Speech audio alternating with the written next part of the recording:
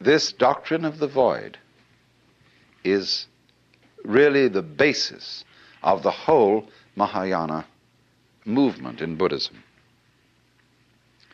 It's marvelous. The void, of course, is in Buddhist imagery symbolized by a mirror, because a mirror has no color and yet reflects all colors.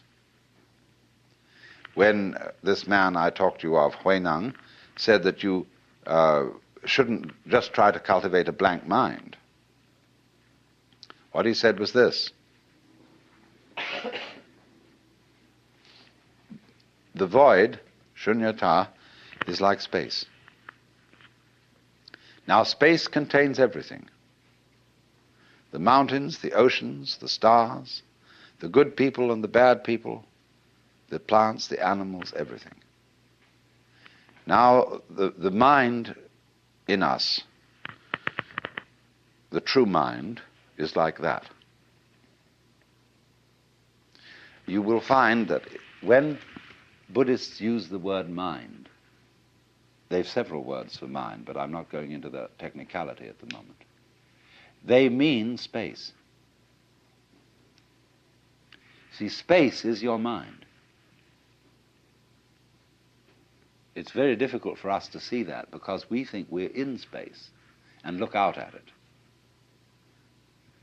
There are various kinds of space.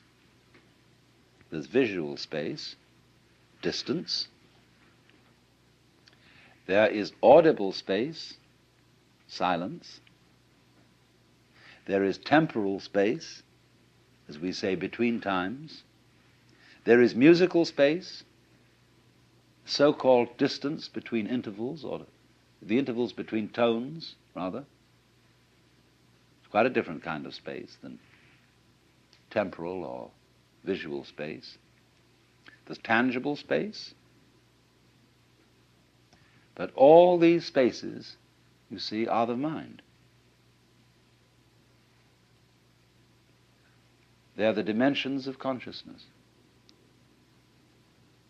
And so, this great space, which every one of us apprehends from a slightly different point of view, in which the universe moves, this is the mind.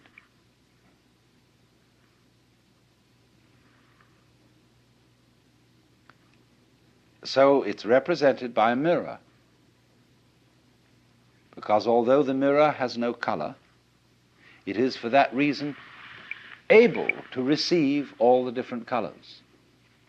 Meister Eckhart said, in order to see color, my eye has to be free from color.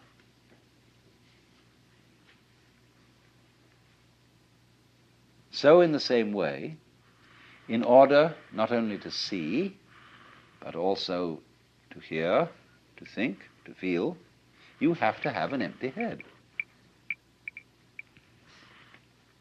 And the reason why you are not aware of your brain cells, unless you're only aware of your brain cells if you get a tumor or something in the brain, when it gets sick.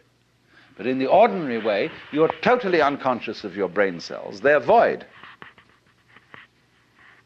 And for that reason, you see everything else.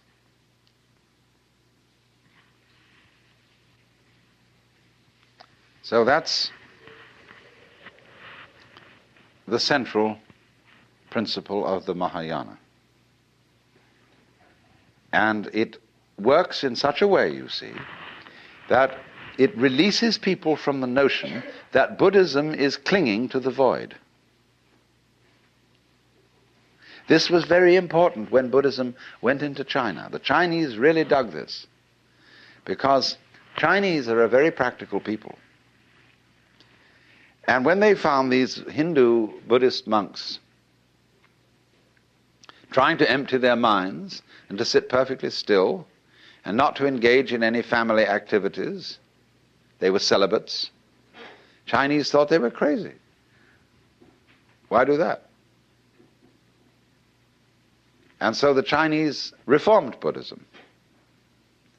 And they allowed Buddhist priests to marry. And in fact, what they especially enjoyed was a sutra that came from India, in which a layman was a wealthy merchant called Vimalakirti, out-argued all the other disciples of Buddha.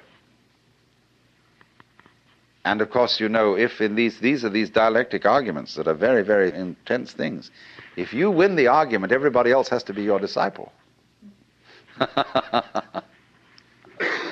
So Vimalakirti, the layman, won the debate, even with Manjusri, who is the bodhisattva of supreme wisdom. They all had to see a contest to define the void. And all of them gave their definitions. Finally, Manjusri gave his.